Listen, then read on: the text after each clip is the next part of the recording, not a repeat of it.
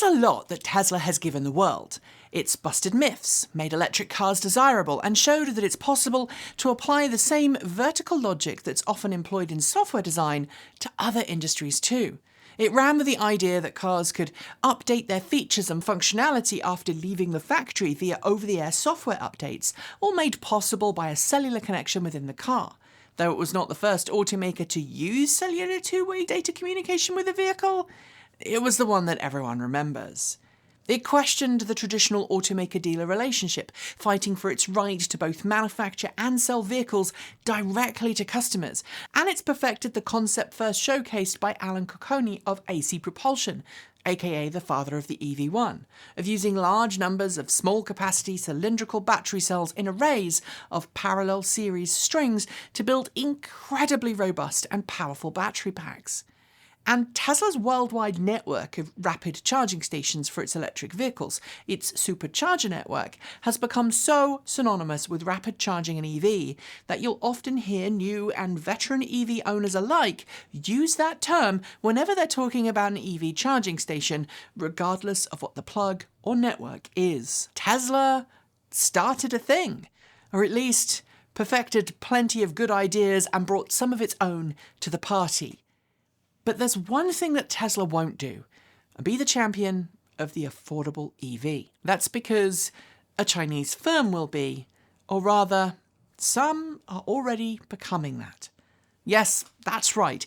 The People's Republic of China, the country whose automakers were just decades ago known for knocking off Western designs from companies like BMW, Mercedes-Benz and Audi, is now full of real automakers who are eager to outmaneuver Tesla and produce truly affordable, incredible electric cars.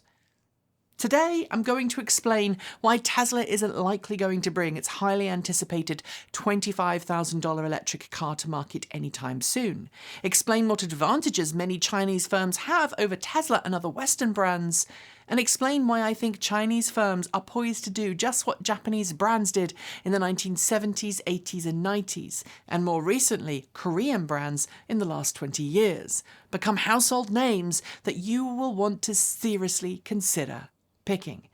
But first, a quick reminder that if you like our mixture of sarcasm, wit and fact, we would all love it if you consider hitting subscribe and that notification bell, as well as checking your notification preferences for this channel.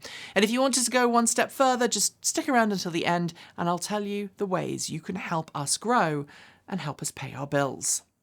So, let's start this discussion with the thorn in the room. Why Tesla won't be the one to dominate the $25,000 car segment. In a word, it's all about branding. As a brand, Tesla is synonymous with incredible performance, high-tech gadgetry, and turning it up to ludicrous when everyone else is just okay with quick. That is partly down to Elon Musk's drive, the wish for Teslas to be the smartest, quickest, and the safest vehicles on the planet. And I'm not here to tell you that any of those things are wrong, because without Tesla, the EV world wouldn't be what it is today. Would someone else have come along? Maybe? I mean, back in the day, AC Propulsion certainly had the technical acumen to become Tesla, if not the business chops. But anyway, I'm digressing. Tesla as a brand isn't about affordable. It's about desirable. Tesla going all out on a super affordable budget-oriented car for the masses would frankly be akin to Rolex making $20 fashion watches for tweens to wear. Now, don't get me wrong, Tesla's new battery technology, its lauded 4680 cell and structural battery pack design, not to mention its advances in structural casting machines, will make it easier for Tesla to build more affordable vehicles in the future. I mean, we are already seeing that with the jump in gross automotive margins on cars like the Tesla Model 3 and Tesla Model Y. But without fail, every single time Tesla launches a new car or promises a new model, its entry-level vehicle quickly falls to the wayside in preference to faster, quicker, longer-legged variants.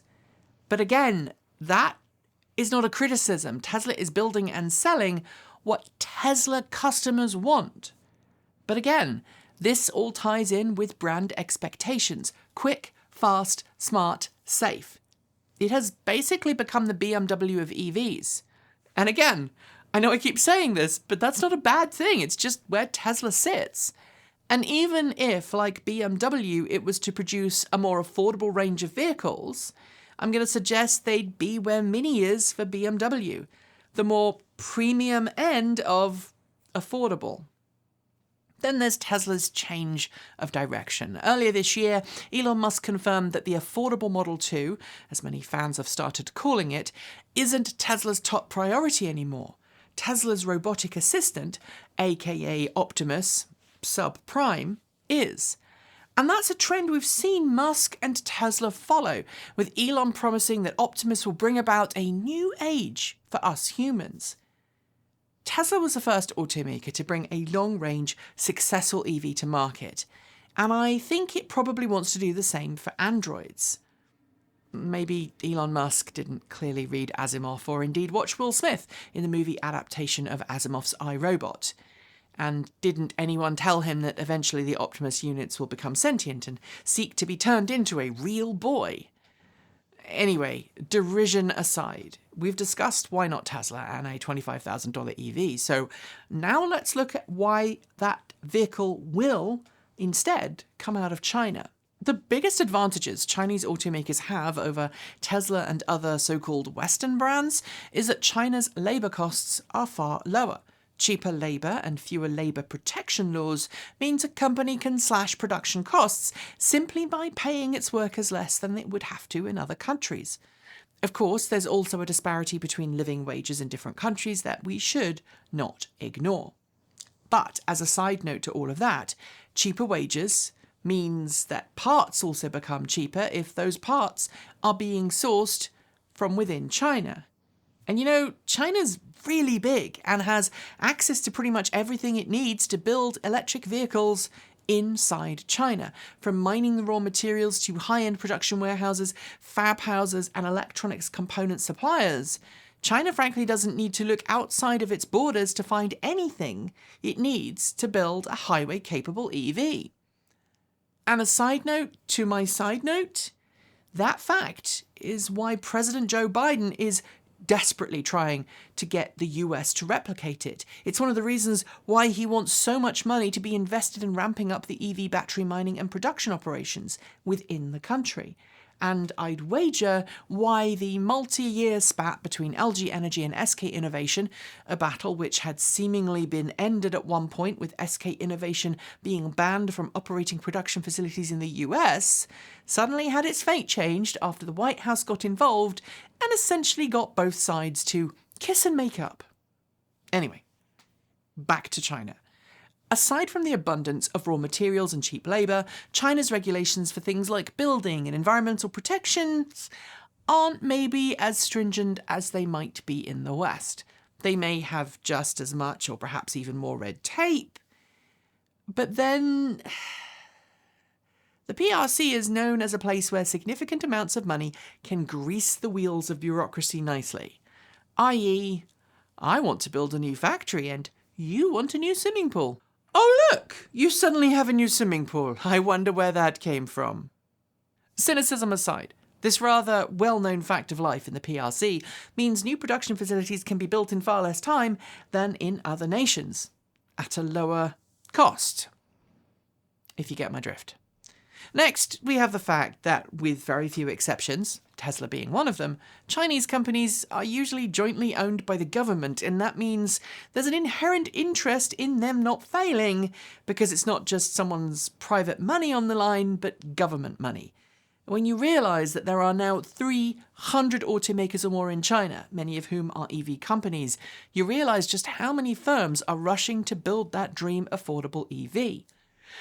Now, granted, some of those companies, very many of them in fact, are the companies responsible for the kind of weird, not-so-great creations you sometimes see on AliExpress for a few $1,000s. You know, like the Shangli that Jason Torshinsky famously purchased a few years ago and took to see Sandy Munro. Sandy Munro, by the way, was actually quite impressed. But an increasingly large number of these companies are building far more competent, capable EVs. Many of them have previously worked with automakers from Europe, North America, Japan, or Korea, And they've picked up all the tricks. They've perfected mass production and parts refinement. And yes, they've also allegedly sometimes partaken in some industrial espionage that the Chinese government seems eager to turn a blind eye to. And if you've learned the tricks from a company you've once worked with, then why not strike out on your own? History is full of pupils turned masters, and I think the Chinese auto industry is no exception. Tie all of these things together, and you're left with a compelling package. EVs that can be made as good or better than those offered outside of China, a bleeding-edge attitude to the technology, and a willingness to take risks that some firms might not. And while there still may be questions about quality control, it is important to note that today, China is where Japanese brands were in the 1970s or Korean brands were in the 1990s. And you only have to look at how quickly companies like Toyota, Honda, Kia and Hyundai have gone from being mocked to being sought after to see that Chinese firms are already treading that well-forged path to reliability, competence and consumer interest. And with no reputations to rest on, these startups, from Niro to XPeng and plenty in between, are super cognizant of the need to hit the ground running, to create exceptional brands and exceptional reputations. Of course, only time will tell if they're successful, but already, cars like the XPeng P7 and Niro ES8 entering the market have proven that they have something already. These cars are already starting to go on sale outside of China, and they're getting critical amounts of acclaim.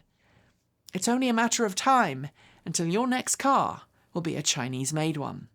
And that's it for today. If you liked the video, be sure to give it a thumbs up, and don't forget to leave your thoughts below or in our free-to-join Discord chat room. There are links in the description. And if you want to tell us how awesome we are without leaving YouTube, then why not try out the YouTube Super Thanks button? It is easy to pass on the love, and all of your support goes to helping the channel grow. Don't forget that we produce videos every single day on this network for you to enjoy, ranging from deep dives and features to tutorials, unboxings and reviews. And if you want the most comprehensive roundup of all of the news in the EV world on a weekly basis, do set your calendars to remind you about our TEN Transport Evolved News Roundup show every Saturday. I also get dressed up for it. If you haven't already, do make sure you've subscribed to this channel and our other channel, Transport Evolved Take 2, and give the bell a gentle ring to be told when our next video goes live. Thanks on behalf of the entire crew go out to the folks on my right for being our $15 to $49 a month supporters. Special thanks to our $50 a month supporters, Chris Maxwell, Bennett Elder, Brian Newton, Dave Kitchen, Michael Goad, Ricky Leon, Andrew Martin, Guida Trahota, Brophy Wolf, Tesla in the Gong, Gordon C, Stephen O'Donoghue, Carl Hodgson, Anthony Coates, Regine Fellows, Rory Litwin, Anonymous Freak, Jim Burness, Chris Centaur and Denny Hyde, and our deepest gratitude to our $100 a month supporters, Marcel Ward, Reggie Watts, Joe Bresney, JP Fagerback, Will Graylin, Matthew Drobdak, John Lyons, Christopher Lee Jones, Andrew Glenn, Paul Conway, Laura Reynolds, Ellery Hensley, and Ian. If you'd like to be part of that amazing list, you can join Patreon at the link below. You can hit the join button to support us on YouTube, or you can show us your support through Bitcoin or Ko-fi, or get some cool swag from our swag store. And if you are unable to support us financially at this time, just know that watching our content from beginning to end and sharing it with your friends, family and co-workers online makes a real difference to the ad revenue. Thanks for joining me, and as always, keep evolving.